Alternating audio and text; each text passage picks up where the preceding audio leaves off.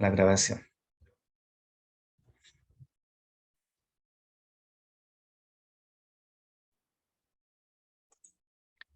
Ok, muy buenas tardes, queridos amigos, amigas, que Dios les bendiga. Sean bienvenidos a este estudio. Nuevamente vamos a seguir con nuestro estudio de las fiestas solemnes que Dios dejó para el pueblo de Israel con un propósito, que era dar a conocer las buenas nuevas de su evangelio, dar a conocer el plan de salvación, el plan que fue ideado antes de que este mundo fuera creado, fundado, que es el rescate del ser humano. Y como Dios ideó de esta forma, a través de estas fiestas solemnes que dejó al pueblo de Israel, para que ellos dieran un mensaje para ellos como pueblo y para el mundo. Y tienen una aplicación para nosotros hoy. No solamente una aplicación espiritual, sino también una aplicación profética, escatológica. Y eso es lo que estamos siguiendo en este estudio. Ahora voy a proyectar la presentación.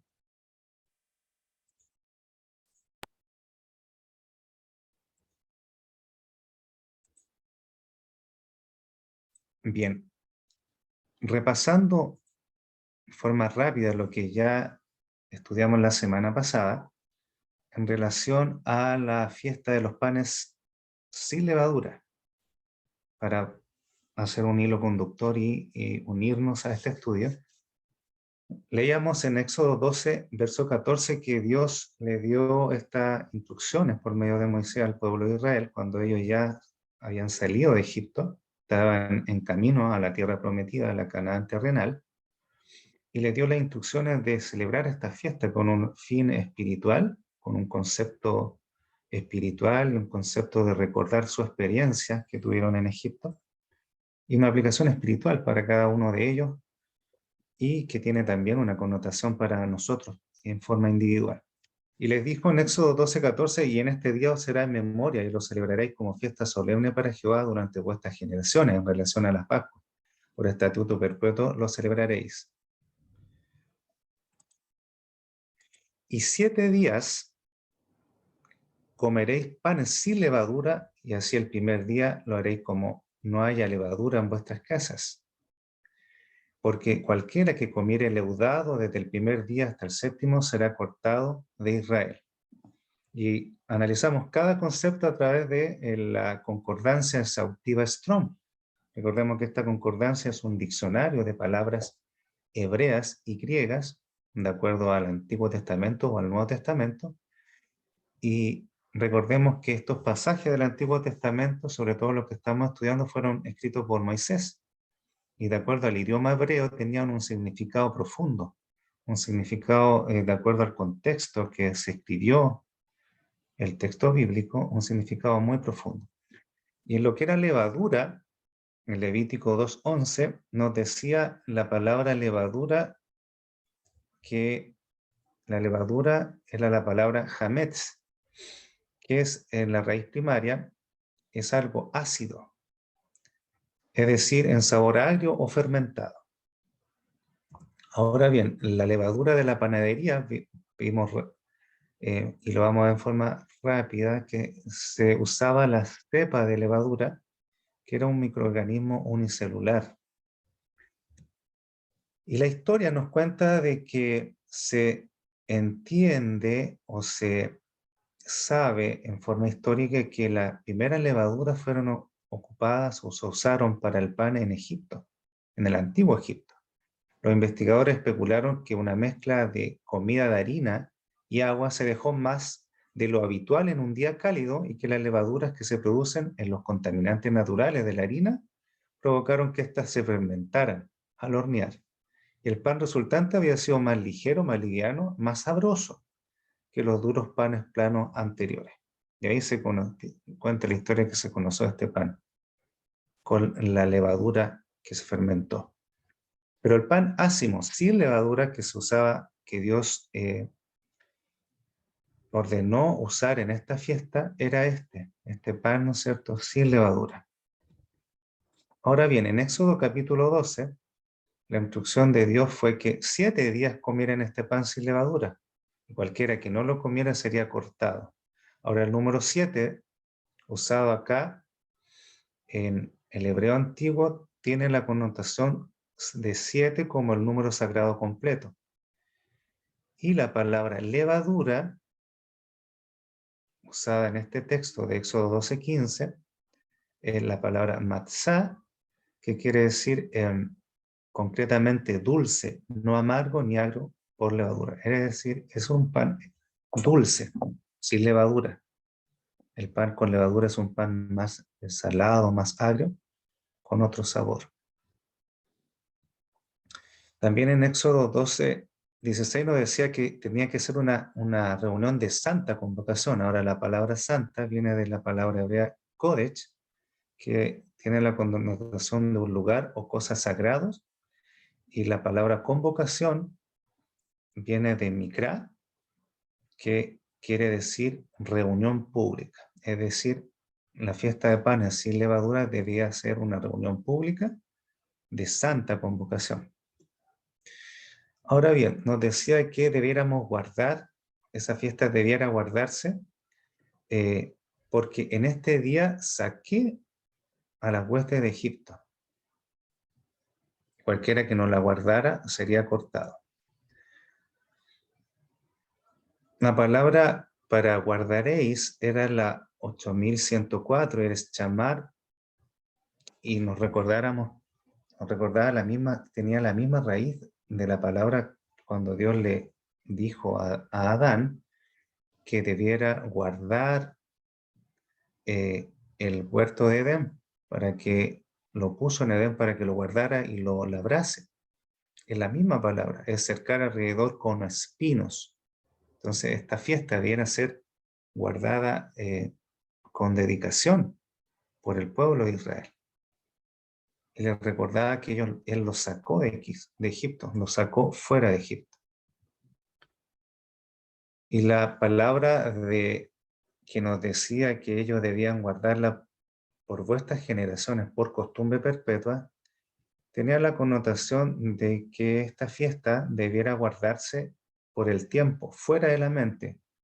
No era eternamente, sino que era en un tiempo muy amplio por las generaciones de ellos, que iba a quedar fuera de su capacidad, ¿no es cierto?, mental, o fuera de la mente.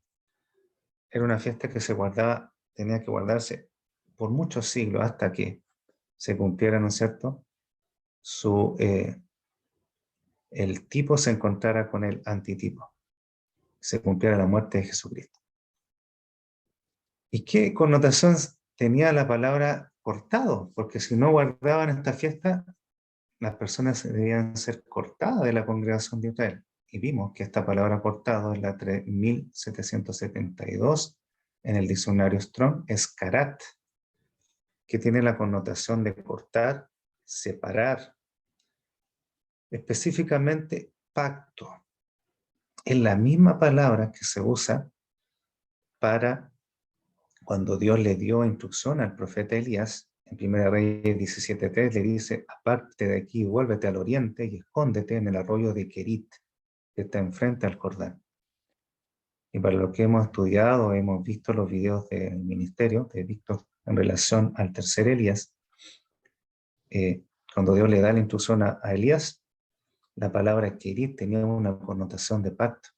Entonces las personas que no guardaban esta fiesta de los panes sin levadura debían ser separadas porque no estaban guardando este pacto, esta alianza que Dios estaba estableciendo a través de esta fiesta y su connotación. Muy bien, también vimos que el uso del pan sin levadura y su significado, su connotación era que la levadura simbolizaba el pecado, y este libro de Historia de los Patriarcas y Profetas nos decía que asimismo deben apartar de sí el pueblo de Dios la levadura del pecado, todos los que reciban la vida y el alimento de Cristo. Y esta tiene una aplicación para nosotros, ¿no es cierto? Porque nosotros que nos alimentamos de la palabra de Cristo. Y recordemos que cuando Cristo dijo que cualquiera que coma su cuerpo, ¿no es cierto?, y beba su sangre, simbolizaba que era comer su palabra, beber su palabra y meditar en su palabra. Es por esto que apartar la levadura del pecado simboliza también y tener una aplicación para nosotros de que cuando vamos a estudiar su palabra, debemos, ¿no es cierto?, pedir a Dios ayuda para que aparte el pecado de nuestras vidas y que nosotros podamos tomar una decisión de santidad, de santificación, apartar el pecado de nuestras vidas para poder ser santificados en su palabra. Bien, y veíamos este calendario, caraíta, ¿no es cierto?, que es este pueblo judío, esta parte del pueblo judío caraíta que guarda las fiestas solemnes que Dios le dio al pueblo de Israel en relación fidedigna a los estatutos o las ordenanzas que Dios le dio al pueblo de Israel por medio de Moisés. Y aquí se resumía esta fiesta de Pascua y la fiesta de los panes ácimos, que la fiesta de los panes ácimos comenzaba al día siguiente del día 14 del día 14 del mes de Abib. El mes de Abib, el día 14 se celebraba la Pascua y el día 15, al día siguiente, empezaba la fiesta de panes sin levadura por 7 días. Está en color verde. Esto lo relata muy claramente en la sierva de Dios, Ellen de White, en su libro Patriarca y Profeta. En esta imagen veíamos que ya en la primavera, en la lluvia tardía, se cosechaba la cebada en Israel. Entonces pasamos por el entender la fiesta de Pascua, Pesach, donde Dios pasaba por alto, donde perdonaba y había una descensión, un pasar por alto de los pecados de su pueblo. Analizamos también la fiesta de los panes sin levaduras, que simbolizaba de que Cristo es el pan del cielo, que Cristo se entregó como ese pan sin pecado, que nosotros debiéramos sacar el pecado de nuestras vidas y también de nuestra casa, de nuestra familia. Y llegamos a la fiesta de los panes sin levadura, perdón, la fiesta de la gavilla desemada mecida. Y los caraítas en su página web explican muy claramente esta fiesta de la gavilla de cebada mecida, que se celebraba el día 16, después de que iniciado, si lo vemos en el calendario, después de iniciado esta fiesta de panes sin levadura, en el día 16 del mes de Abib, el primer mes del calendario religioso hebreo, se celebraba por un día la fiesta de la gavilla mecida. Dice claramente Ellen de White en el libro Patriarca y Profeta, en el segundo día de la fiesta, es decir, en el día 16 del primer mes, se presentaban a Dios las primicias de la cosecha del año. La cebada era el primer cereal que se cosechaba en Palestina, y al principio de la fiesta empezaba a madurar. El sacerdote agitaba una gavilla de este cereal ante el altar de Dios en reconocimiento de que todo era suyo.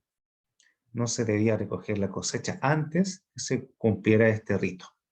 Interesante, porque la cebada era el primer cereal que se cosechaba en Palestina, y al principio de esta fiesta empezaba a madurar. Ya la cebada empezaba a madurar cuando esta fiesta de los panes sin levadura empezaba. En el día 16 se presentaba esta gavilla. Vamos a ver qué es lo que es la gavilla. Y recordemos que tenía mucha relación con cuando Dios decretaba a través del pueblo de Israel y de los observadores del calendario hebreo, se decretaba Abib cuando la espiga de cebada estaba en una etapa anterior a la madurez. y ya en el día 15 ya estaba madura, estaba lista para la cosecha. Pero antes de cosecharla debían presentar esta gavilla de cebada mecida. Y lo vamos a estudiar. Ellos dicen, el Aviv tostado, dicen que a partir de varios pasajes sabemos que la cebada que está en el estado de Aviv no ha madurado completamente, pero ha madurado lo suficiente como para que sus semillas pudieran comerse tostadas al fuego. La cebada tostada era una comida que se comía frecuentemente en Israel antiguo y es mencionada en numerosos pasajes de la Biblia hebrea como Aviv tostado o Kaluí al fuego. Esta se menciona en Levítico 2:14 o en la forma abreviada tostado Kaluí o Calí en Levítico 23:14, Josué 5:11, 1 Samuel 17:17, 1 Samuel 25:18 y 2 Samuel 17:28, en Ruth 2:14. Aquí, por ejemplo, tenemos Levítico 23:14, dice, no comeréis pan ni grano tostado, ni espiga fresca hasta este mismo día, hasta que hayáis ofrecido la ofrenda de vuestro Dios. Estatuto perpetuo es por vuestras edades, en donde quiera que habitéis. Entonces ellos no podían comer pan, ni grano tostado, ni espiga fresca hasta ese mismo día, hasta que hayáis ofrecido la ofrenda de gavilla mecida. Y en ese momento ya podían comer esta cereal. Después que se presentaba la gavilla, lo podían tostar. En Josué 5:11 nos dice, al otro día de la Pascua comieron del fruto de la tierra, los panes sin levadura, y en el mismo día espigas nuevas tostadas. Después de la Pascua, ¿no es cierto?, se empezaba a celebrar los panes sin levadura, y esto ya en la época del patriarca Josué, se presentaba la gavilla mecida y después ellos tostaban las espigas de cebada para comerlas. También se preparaba pan. Dice, cuando la cebada se encuentra aún en un estado de desarrollo temprano, no ha crecido lo suficiente y no ha producido suficientes semillas como para servir de alimento. Aquí ellos explican el proceso de crecimiento de la cebada. En este estado temprano de su desarrollo, la espiga acaba de aparecer, pero aún los granos no tienen suficiente sustancia para servir de alimento. En una fase posterior, los granos han crecido de tamaño y se han hinchado de líquido. En estos momentos, si se secan, las semillas tan solo producirían pieles vacías. Con el tiempo, el líquido es reemplazado por materia seca y cuando las semillas ya hayan reunido suficiente de esta materia seca, podrán servir como cebada tostada al fuego. Entonces hay un proceso de la cebada, proceso que pasa de estado líquido, el grano de cebada, y después pasa a ser ya un estado de materia seca y pueden ser tostados. Entonces ocurre un proceso de la cebada cuando ya está en espiga. Y aquí podemos ver una foto de la espiga de cebada cuando está en estado ya casi maduro. Está en su tallo verde, ¿no es cierto? Está en estado de Aviv. Y posteriormente ya el día 15 más o menos de Aviv ya está en estado de madurez. Ahora, ¿qué nos dice Levítico 23 con respecto a esta fiesta, a esta ceremonia de presentar la gavilla mecida? En Levítico 23:10 nos dice, habla a los hijos de Israel y diles, cuando hayáis entrado en la tierra que yo os doy, en la tierra de Canaán, estaba en camino a la tierra de Canaán, y seguéis su mies, es decir, corten la cosecha, las cosechas, específicamente la de cebada, traeréis al sacerdote una gavilla por primicia de los primeros frutos de vuestra siega. Y el sacerdote mecerá esta gavilla delante de Jehová para que seáis aceptos el día siguiente del día de reposo, la mecerá. Es decir, debían, antes de cosechar la cebada, debían presentar esta gavilla como primicia. Y el sacerdote que hará con ella, la mecerá, para que seáis aceptos. Ahora, ¿qué nos dice la concordancia Strong en algunas palabras claves para entender este concepto, esta ceremonia de presentar esta gavilla de cebada mecida? En Levítico 23, 10, podemos sacar y encontrar el concepto de la gavilla. Es la palabra 6016 en la concordancia Strong, es la palabra Homer, que es propiamente un montón. Montón. ¿Montón de qué? De espiga de cebada, es decir, una gavilla. Entonces, la gavilla era un montón de espigas de cebada que se presentaban por primicia. De acá la palabra primicia es reshit, que es de lo mismo de la palabra 7218, que es primicia es primero, en lugar y en tiempo. Es decir, es el primer fruto que en el tiempo está listo para la cosecha. Eso es la primicia, el primer fruto, y la gavilla es un montón de espigas que eran presentadas por el sacerdote, eran llevadas al sacerdote y él las presentaba delante de Dios. Ahora bien, en Éxodo 29 podemos tener más conocimiento con respecto a qué se presenta en la dedicación. En este pasaje, Éxodo 29, del 23 al 26, es cuando Aarón inviste a sus sacerdotes, a sus hijos, y ellos tenían que presentar también una ofrenda. Aquí la palabra de meserás es la 5297, para entender este concepto de mecer la gavilla. La palabra 5297, perdón, es la 5130, es nuf, raíz primaria, que significa tiritar, es decir, vibrar hacia arriba y hacia abajo, o mecerse hacia adelante y hacia atrás. Entonces el sacerdote tomaba este montón de espigas de cebada y le hacía como tiritar, le hacía vibrar hacia arriba y hacia abajo. Era una gavilla, hacia arriba y hacia abajo, la hacía tiritar, la presentaba, la mecía adelante y hacia atrás. También tiene otra connotación de rociar, de mecer, de zarandear. Y también viene de la raíz, dijimos, 8573, que es tenufá, que específicamente es ondulación oficial de las ofrendas y sacrificios. Interesante, ya nos da un concepto más amplio, más definido para entender que lo que era mecer era mover esta gavilla de arriba hacia abajo, como tiritando, ¿cierto? Meciéndola hacia adelante y hacia atrás, en ondulación. Pero este libro maravilloso, El deseo de toda la gente, de Ellen de White, nos da la explicación que tiene este concepto, esta ceremonia, esta presentación de esta gravilla agitada. La profeta de Dios nos dice lo siguiente: Cristo resucitó de entre los muertos como primicia de aquellos que dormían. Estaba representando por la gavilla agitada. Esta gavilla agitada, ¿a qué representaba? La resurrección de Cristo. Por eso que esta gavilla se movía, se agitaba de arriba hacia abajo en forma de ondulada. Este movimiento simbolizaba cuando Cristo resucitó, se levantó de su tumba, ¿no es cierto?, como primicia.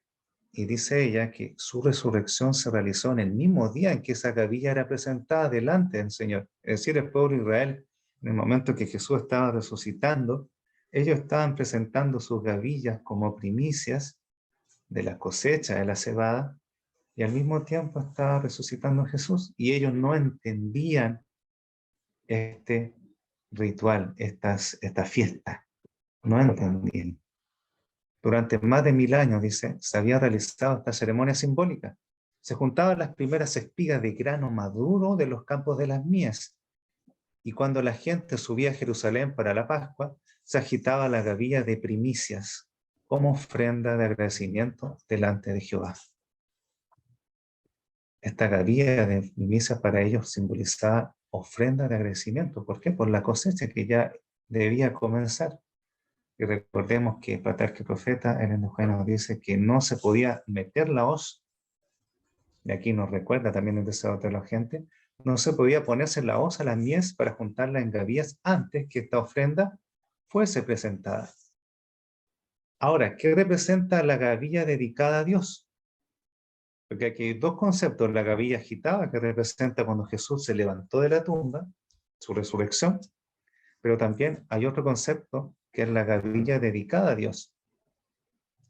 Representaba las mies, todo lo que estaba por ser por cosechar.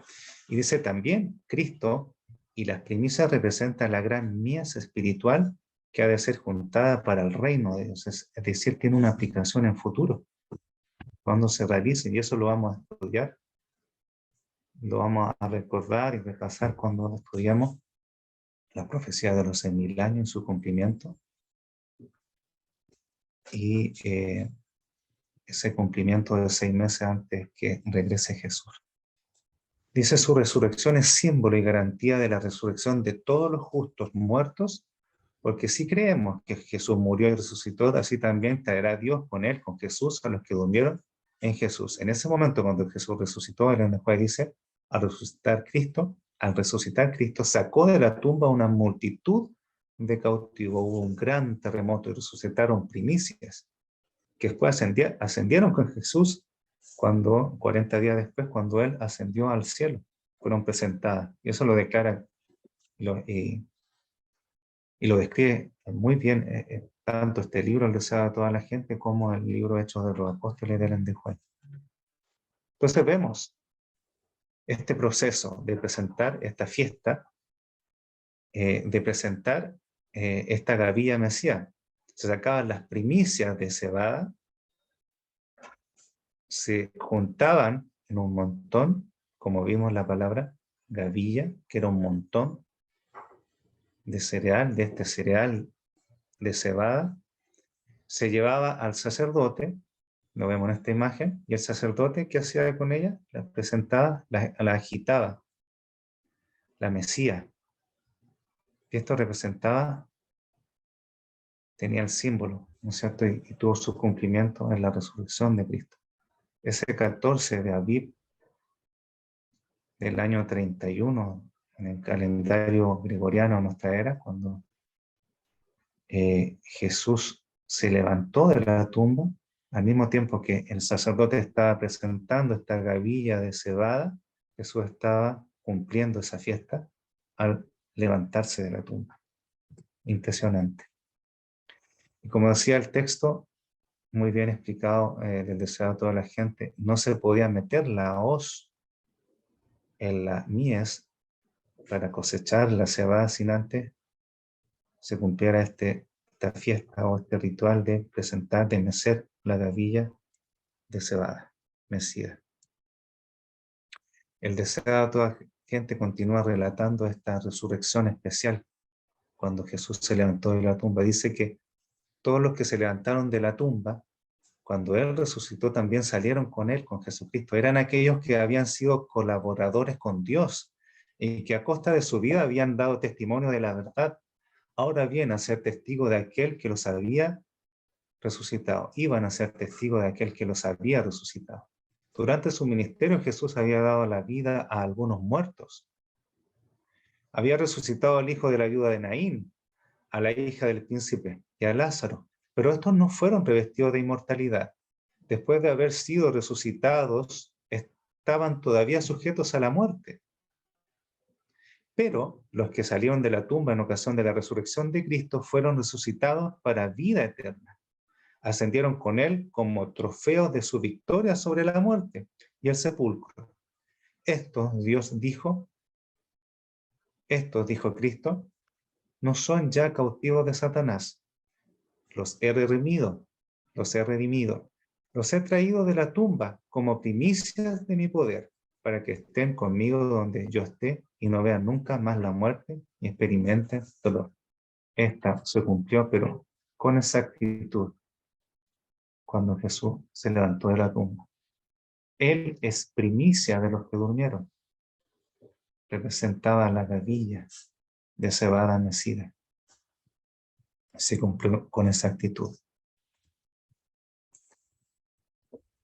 Entonces se cumplía este ritual de cortar las primicias de cebada, atarla en un manojo, ¿no es cierto?, de un montón, y se presentaba la gavilla.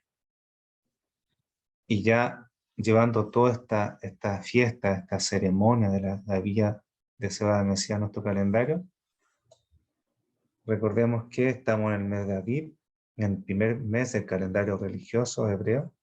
El día 14 se celebraba, se mataba y se comía el cordero pascual. El día 15, al día siguiente del primer mes, se empezaba la fiesta de los panes sin levadura por 7 días, y el día 16 ya las cebadas, ¿no es cierto?, en el primer grano ya estaba maduro, estaba listo para ser cosechado, pero antes se tenía que presentar esta gavilla de cebada mecida. Se llevaba al sacerdote que la presentaba delante de Dios. Y luego se podía al día siguiente ya empezar a segar, a cosechar las mies de cebada. Que Dios nos bendiga. Próxima semana, si Dios lo permite, vamos a estudiar la fiesta de Pentecostés, que es lo mismo que la fiesta de las mies o la fiesta de la semana. Sin lugar a dudas que Dios tiene aplicaciones pero maravillosas para cada una de sus fiestas, y vamos a seguir estudiando.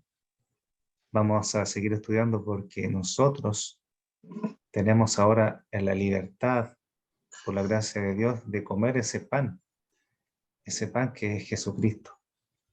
Y gracias a la resurrección de Cristo nosotros podemos, cuando estudiamos la fiesta de tabernáculos, vamos a darnos cuenta que vamos a poder también, si bajamos al descanso, o nuestros parientes bajan al descanso, poder resucitar con Cristo en su segunda venida.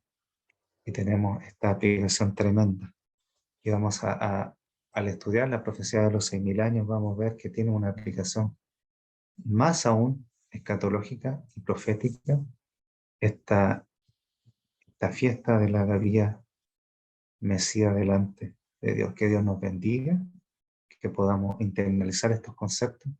Lo vamos a seguir repasando para ir entendiendo este plan de redención, estas fiestas anuales que Dios dejó a su pueblo, que tienen una aplicación pero tremenda, no solamente para cada uno en nuestras vidas, sino que para entender la profecía.